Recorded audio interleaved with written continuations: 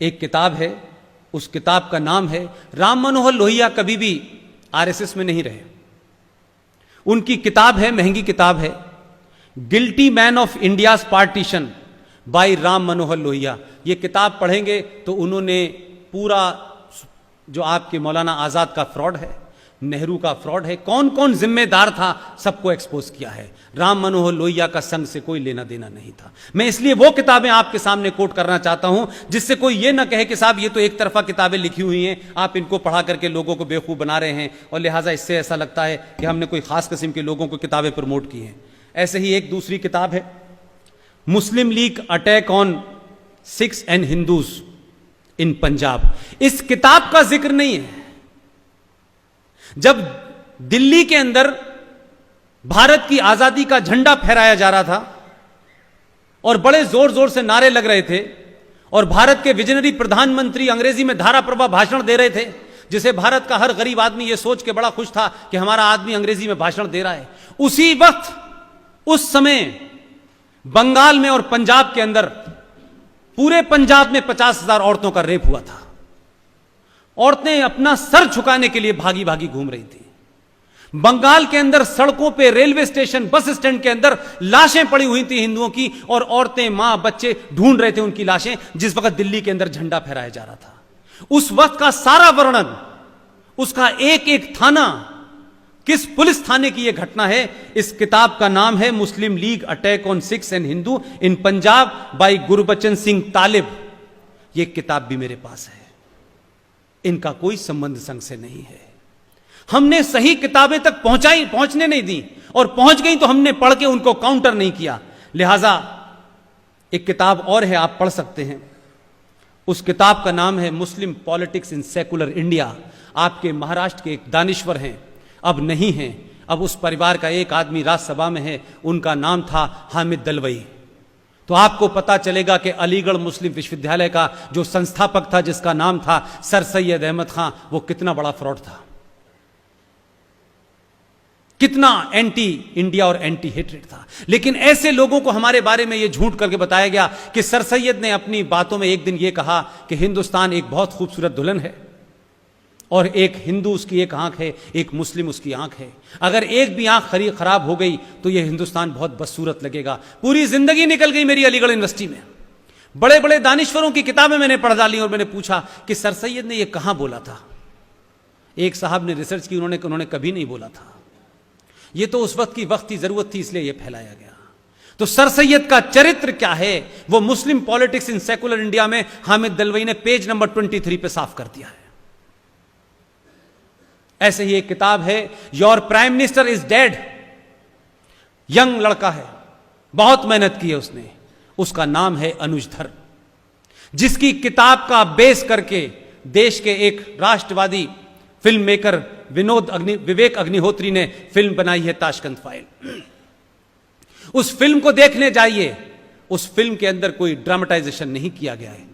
आज के दौर को उस दौर से पता चल जाएगा किन कारणों से लाल बहादुर शास्त्री की हत्या हुई थी।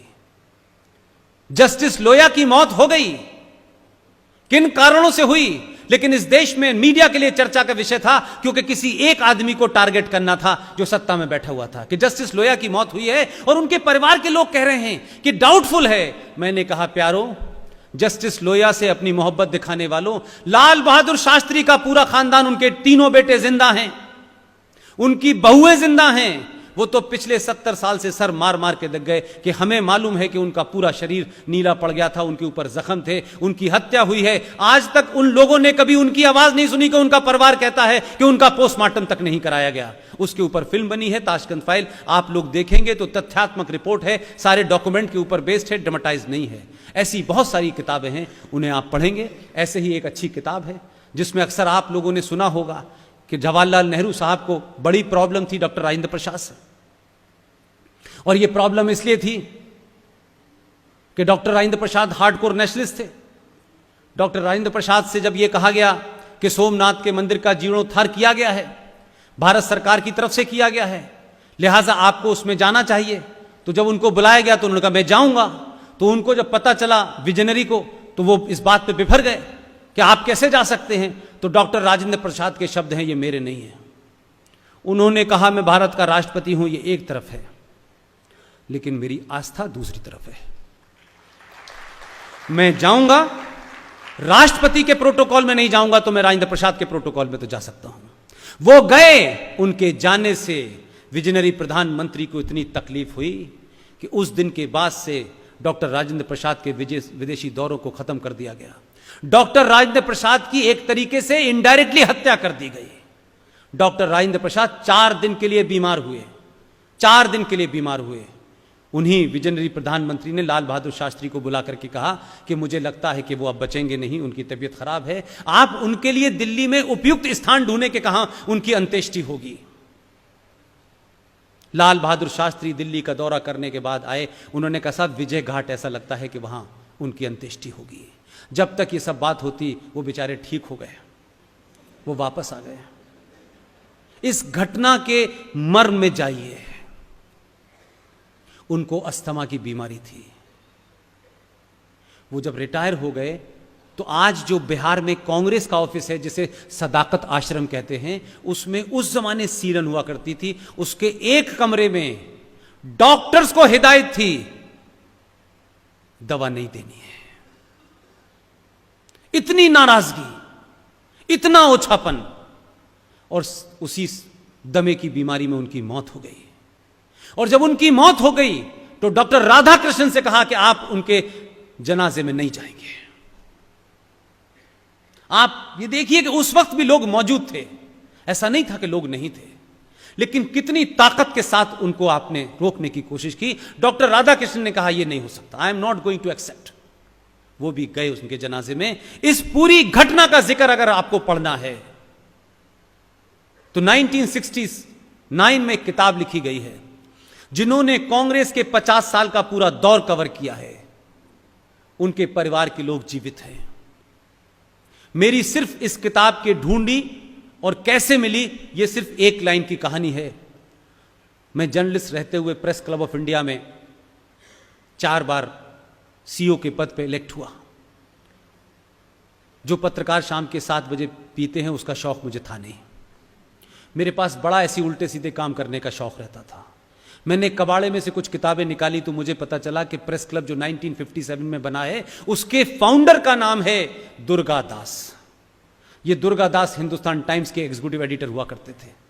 उन्हीं का बेटा बाद में दार्जिलिंग से मेंबर ऑफ पार्लियामेंट बना, जिसका नाम इंद्रजीत था, जिनकी बेटी सबीना इंद्रजीत आज भी जीवित है, टाइम्स ऑफ इंडिया में नौकरी करती थी, आजकल फ्रीलांस करती है। उस दुर्गा दास ने, मैंने तो इस बहाने निकाला कि वो प्रेस क्लब के फाउंडर प्रेसिडेंट थे। मैं जब पढ़ते पढ़ते आगे आया तब मुझे पता चला कि इन्होंने तो बड़ी जबरदस्त किताब 1969 में लिखी है। उस किताब का नाम है India from Curzon to Nehru and after by Durga Das, published in 1969।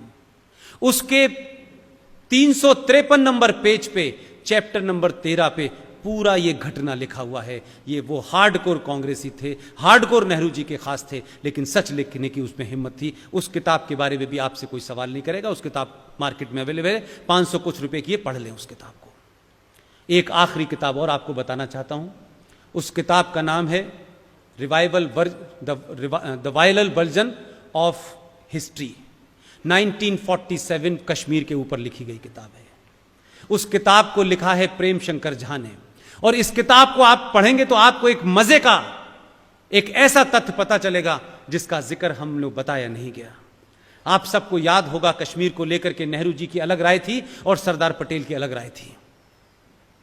उसमें सैम मानिकशॉ का इंटरव्यू प्रेम शंकर झा ने लिया है, जीवित हैं, आज भी बड़े पत्रकार हैं, हार्डकोर एंटी बीजेपी आरएसएस हैं। ये उनका अधिकार है, वो किसी के खिलाफ रहें। इसलिए मैं कहता हूं कि किताब उन्होंने जो संदर्भ में लिखी है, किताब से ज्यादा वो इंटरव्यू महत्वपूर्ण है जिसका जिक्र उन्होंने किया है। वो 1996 में किताब छपी है, मार्केट में अवेलेबल है, आप ले सकते हैं।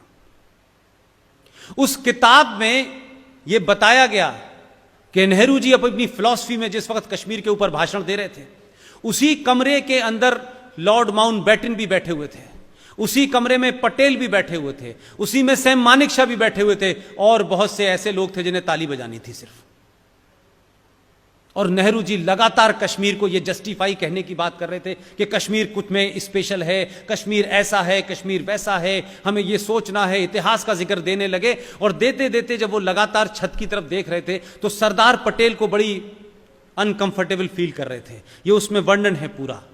तो सरदार पटेल ने उसी अंदाज में, उसी भरी सभा में जब नेहरू जी ये भाषण दे रहे थे, बहुत गुस्से में झुंझलाते हुए नेहरू जी से पूछा हिंदी में कि नेहरू तुम्हें कश्मीर चाहिए कि नहीं चाहिए? तो नेहरू जी ने अपने फिलॉसफिकल अंदाज में करते हुए उन्होंने कहा व्हाई नॉट।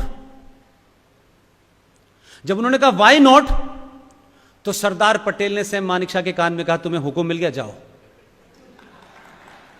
यह सैम मानेकशॉ ने पूरा वर्णन किया है। और बाद में सरदार पटेल के बारे में उन्होंने कहा कि मैंने सरदार से पूछा कि आपने हिंदी में क्यों पूछा? बोले अंग्रेजी में पूछता तो माउंटबेटन को पता चल जाता। तो उस वक्त भी लोग कितने हालात में दबे हुए थे, उस बीच से रास्ता निकाला उन्होंने। आज तो हालात आपके लिए खुले हुए हैं, कोई रास्ता नहीं निकालना है। थैंक यू वेरी मच, बहुत बहुत शुक्रिया आपका।